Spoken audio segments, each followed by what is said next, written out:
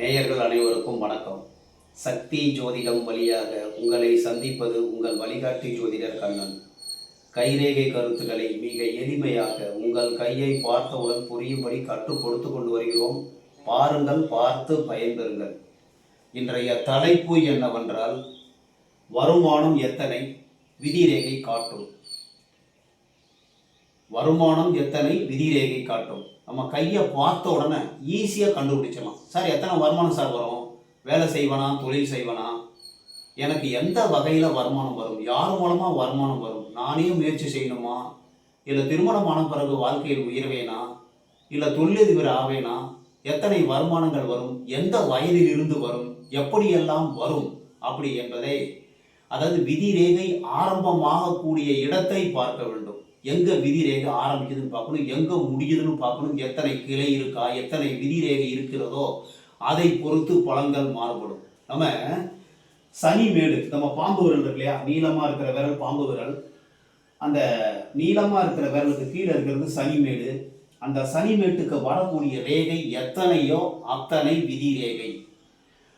எத்தனை விதிரேகை வருகிறதோ அத்தனை வருமானம் வருவதற்கான வாய்ப்புகள் உண்டுங்கிறத நீங்க தெரிஞ்சுக்கணும். நம்ம காணொலியை பார்க்குறவங்க இதை முழுமையாக பார்த்தீங்கன்னா உங்களுக்கு எத்தனை வருமானம் வரும், எங்கேருந்து வருமானம் வரும், எப்படியெல்லாம் வருமானம் வரும், எந்த வயதிலிருந்து வருமானம் வரும், விதி ரேகை இல்லைன்னா வருமானமே இல்லையா, இப்படிங்கிற ஃபுல் டீட்டெயிலையும் நம்ம சொல்ல போகிறோம். பாருங்கள், முழுமையாக பார்த்துட்டு நீங்கள் பயன்பெறுமாறு கேட்டுக்கொள்கிறேன்.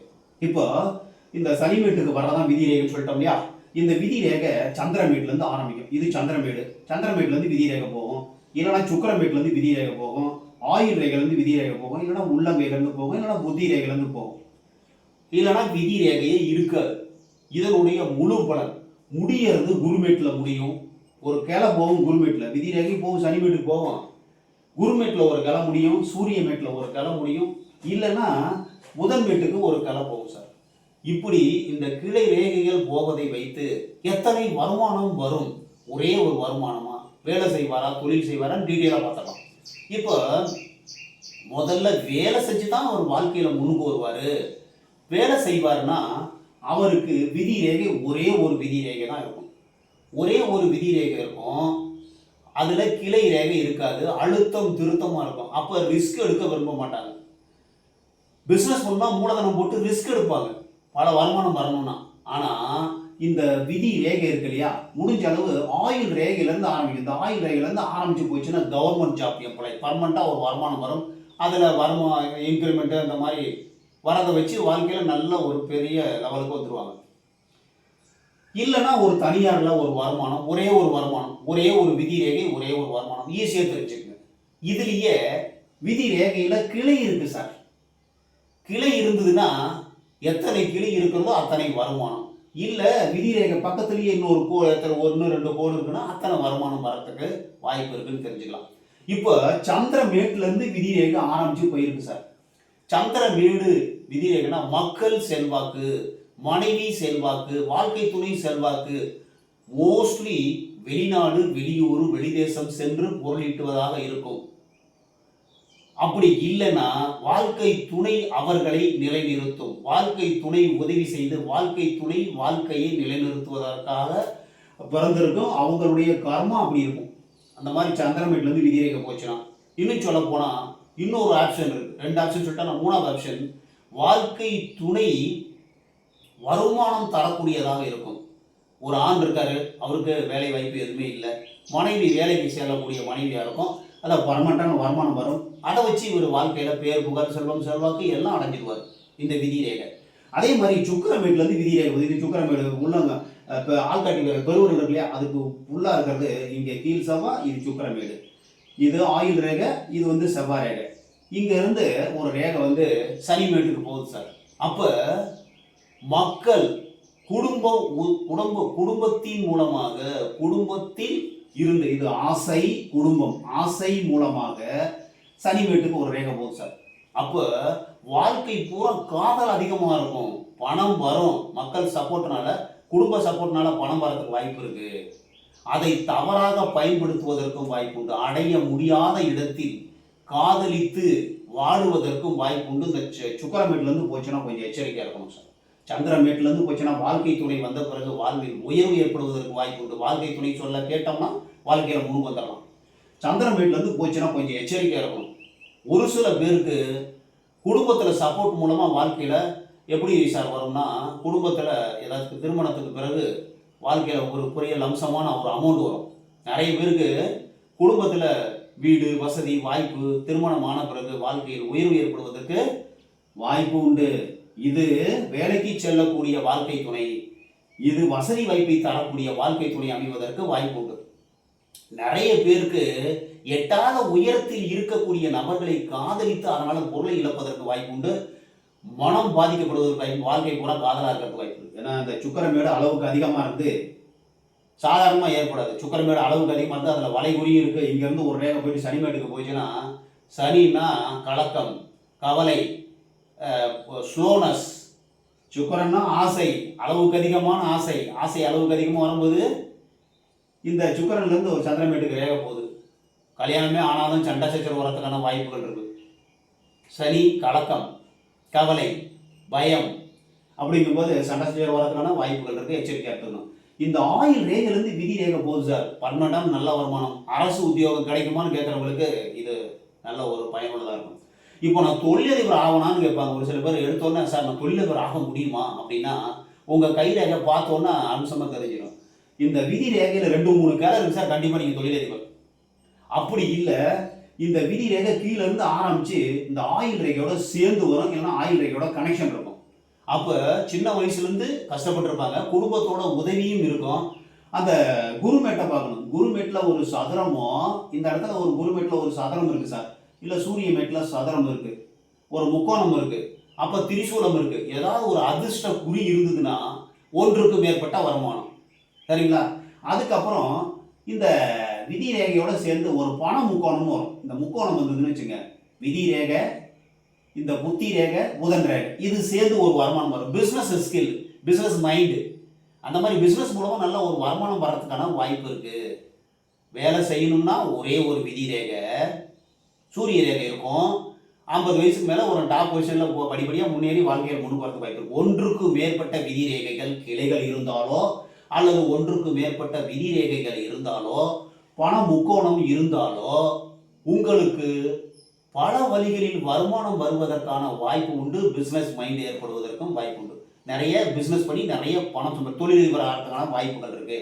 அதே மாதிரி விதி ரேகை, இது ஆயில் ரேகையிலேருந்து மேலே இருக்கக்கூடிய கிளைகள் நிறைய இருக்குது சார். அப்படிங்கும்போது நிறைய முயற்சி பண்ணுவீங்க. அந்தந்த முயற்சியில் அந்தந்த நேரத்தில் உங்களுக்கு நல்ல வருமானம் வரும். இப்போ சுக்கரன்லேருந்து குருமேட்டுக்கு ஒரு ரேகை போச்சுன்னா உங்களுடைய அபில ஆசைகள் சுக்கரமேட்டிலேருந்து குருமேட்டுக்கு போனாலோ, இல்லை இந்த ஆயில் ரேகையிலேருந்து குருமேட்டுக்கு போனாலும் உங்களுடைய ஆசைகள் நிறைவேற்றப்படும். சுருக்கமாக புரிஞ்சுங்க சார். ஒரே ஒரு விதி ரேகை இருக்குன்னா வேலை மட்டும்தான் செய்ய முடியும். ஒரே ஒரு வருமானம் தான் வரும். விதி ரேகையில் 2-3 கிளை இருக்குது சார். கிளை கழிச்சு போகுது, அப்போ நீங்கள் தொழிலதிபர் 2-3 வருமானம் வரதுக்கான சான்சஸ் இருக்குது. அப்போ இந்த விதி ரேகை ஒன்றுக்கு மேற்பட்ட கோடுகள் இருக்குது சார். 2-3 விதி ரேகை வருது சார். 2-3 வருமானம் வரும். அப்போ நீங்கள் தொழிலதிபர் அப்படின்னு தெரிஞ்சுக்கலாம். குருமேடு நல்லா இருக்குது, குருமேட்டில் ஏதோ ஒரு அதிர்ஷ்ட குறி இருக்குது. சூரிய மேடு நல்லா இருக்குது, சூரிய மேட்டில் அதிர்ஷ்ட குறி இருக்குது.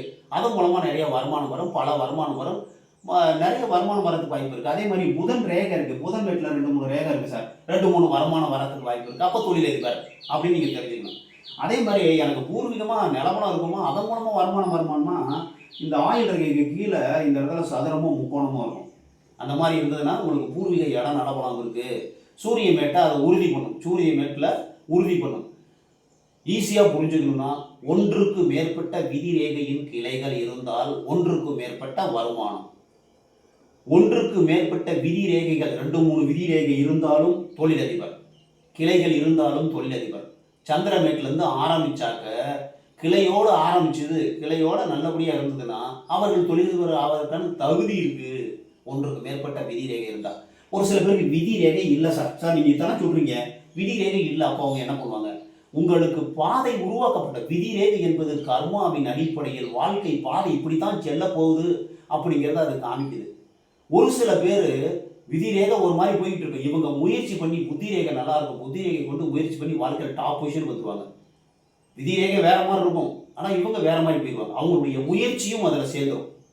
இன்னொன்று விதி ரேகை இல்லைன்னா நீங்கள் தான் அந்த வாழ்க்கை பாதையை உருவாக்கணும். சின்ன வயசுலேருந்து என்ன பண்ணுறதுன்னு தெரியாது, முட்டி மோதி அங்கே போய் இங்கே போய் அவங்களுடைய வாழ்க்கை பாதையை உருவாக்குவாங்க. ஒரு 30 வயசு மேலே புத்தி ரேகை வரதுல அதுக்கு அந்த பக்கம் தான் விதி ரேகை ஆரம்பிக்கும். அப்போ தான் அவங்க சுயமாக மல்டிபிள் நிறைய வருமானம், நிறைய ஒரு சில பேர் பிஸ்னஸ் நிறைய வேலை செஞ்சு சுயமாக ஒரு வேலை செஞ்சு அது மூலமாக தொழில் செஞ்சு அதுக்கப்புறம் நல்லா ஒரு டாப் பொசிஷன் வரவங்களுக்குலாம் அந்த மாதிரி கைரேகை இருக்கிறதுக்கு வாய்ப்பு இருக்குது.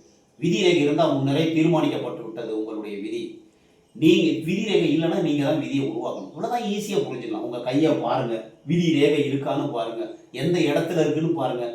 விதி ரேகையில் ஒரு சில பேருக்கு நல்ல நேரம் இருந்துச்சுன்னா பிரச்சனை இல்லை சார். விதி ரேகையில் விதி ரேகை இப்படி வருது, இப்போ இடையில துண்டு வருது, இந்த இடத்துல தீவு வருது, சங்கிலி மாதிரி வருது, நெளிஞ்சு வருது. இந்த மாதிரி வரும்போது வருமானத்தில் குறைவு ஏற்படும். நல்லா புரிஞ்சுக்கிட்டீங்களா? தடை இருந்தால் அந்த இடத்துல விடுபட்டு இருக்குன்னு வச்சுக்கோங்க, அந்த இடத்துல வருமானம் வராது. ஒரு சில பேருக்கு இந்த புத்தி ரேகையோட வந்து நின்று போயிடுச்சு. விதி ரேகை கீழேருந்து வருது, புத்தி ரேகையோட நின்று போயிடும். 30 வயசோட வருமானம் நின்று போயிடுச்சு, ஸ்டாப் ஆயிடுச்சு. அதுக்கப்புறமா வேற ஏதாவது ஒரு ஆக்சிடென்ட் ஆகிருக்கலாம், இல்லை விபத்து ஏற்பட்டுருக்கலாம், டக்குன்னு பணம் நின்று போயிடும் புத்தி ரேகையோட. அதுக்கப்புறம் முயற்சி பண்ணி பிஸ்னஸ் பண்ணுவாங்க. அது வரைக்கும் ஒரு வேலை செஞ்சுருப்பாங்க, அப்புறம் பிஸ்னஸ் பண்ணுவாங்க. அதுக்கப்புறம் விதி ரேகை ஆரம்பிக்கும். ஒரு சில பேருக்கு இறுதி ரேகையோட நின்று போயிடும். இந்த இறுதி ரேகைக்கு மேலே வருமானம் வராது, இந்த விதி ரேகை வராது, அப்போ வருமானம் கிடையாது. அப்போது ஏன் அது மாதிரினா நிறைய பணம் சேர்த்து வச்சுருப்பாங்க, அவங்களுடைய உறவு பிரச்சனை இல்லை, ஏதோ சண்டை சச்சரவு பிரச்சனை, நல்லது கெட்டது, இதனால் 50 வயசோட வருமானம் நின்று போயிடுச்சா, அதுக்கப்புறம் வருமானம் வராது. விதி ரேகை இருந்தும் இந்த 50 வயசுக்கு மேலே தடை, இந்த மாதிரி பிரச்சனையான கோடுகள் இருக்குன்னு வச்சுங்க, வருமானம் வராது சார். அதில் பிரச்சனை வந்துடும். பொதுவாகவே 50 வயசுக்கு மேலே இந்த விதி ரேகை காணப்படாது ஒரு சில பேருக்கு. அப்போ 50 வயசுக்கு மேலே உங்களுக்கு வருமானம் கிடையாது. அதுக்கு முன்னாடி சேமித்து வச்ச பணத்தை நீங்கள் செலவு பண்ணிட்டு இருப்பீங்கன்னு அர்த்தம். ஒரு சில பேருக்கு ஃபுல்லாகவே விதி ரேகை இருக்கும். அப்போ ஆயுள் பூராமே உங்களுக்கு வருமானம் வந்துகிட்டே இருக்கும். நிறைய மூலதனம் போட்டிருப்பாங்க, அதில் வருமானம் வந்துகிட்டு இருக்கும். தடை வந்தால் வருமான தடை இல்லாமல் விதி ரேகை இருந்தால் வருமானம் ஃபுல்லாக வந்துகிட்டு இருக்குங்கிறது ஈஸியாக கண்டுபிடிச்சிடலாம் நம்ம கைரேகையில். ஜாதகத்தில் நிறைய கால்குலேஷன்லாம் இருக்குது, ஆனால் கைரேகையில் பார்த்த உடனே ஈஸியாக கண்டுபிடிக்கணும்னா எத்தனை விதி ரேகை இருக்குன்னு பாருங்கள், அத்தனை வருமானம் வரதுக்கு வாய்ப்பு இருக்குது. ஒன்றுக்கு மேற்பட்ட விதி ரேகையோ அல்லது கிளைகள், விதி ரேகையில் கிளைகள், மேல்நோக்கான கிளைகள் இருந்தால் மிகவும் சிறப்பு. துண்டு போடுவது, தீவு, சங்கிலி கோணலாக வர்றது, இந்த மாதிரிலாம் அந்த வயதில் உங்களுக்கு வருமான தடையை ஏற்படுத்தும். விதி ரேகை இல்லைன்னா நீங்கள் தான் ஏற்படுத்தணும். விதி ரேகையை உருவாக்க வேண்டும். அதில் நிறைய பெரிய கஷ்டம்லாம் இருக்குது. கஷ்டப்பட்டு வாழ்க்கையில் முன்னுக்கு அந்த பெரிய தொழிலதிபர்களுக்கு அந்த மாதிரி விதி ரேகை இல்லாமல் இருக்கும், அவங்களே உருவாக்குவாங்க வாழ்க்கையை. திட்டம் போட்டு நான் செதுக்கணும், என்னுடைய வாழ்க்கையை நானே செதுக்கணும்னு சொல்லுவாங்க. அந்த மாதிரி இருக்கிறவங்களுக்கெல்லாம் அந்த விதி ரேகை இருக்காது, அவர்களே உருவாக்குவார்கள். விதி என்பது உங்களுடைய கர்மாவின் அடிப்படையில் இந்த பாதையில தான் நீ போகிறங்கிறத இந்த கை காட்டும். கண்ணாடி மாதிரி வாழ்க்கையினுடைய பாதையை காட்டக்கூடியது இந்த விதி ரேகை. நீங்கள் இப்படி தான் போகிறீங்க, இந்த லைஃப்ல இருந்து இந்த வருமானம் வரப்போகுது. எத்தனை விதி ரேகை இருக்கோ அத்தனை வருமானம் சார். தொழில் செய்வீங்களா, வேலை செய்வீங்களா, எத்தனை வருமானம் வரும், எப்போ நீங்கள் கோடீஸ்வரன் ஆக முடியும். இப்போ விதி ரேகையிலேருந்து சூரிய ரேகை ஆரம்பிக்குது. இந்த விதி ரேகையிலேருந்து சூரிய ரேகைக்கு ஒரு சூரிய மேட்டுக்கு ஒரு கிளை போகுது, சரிங்களா?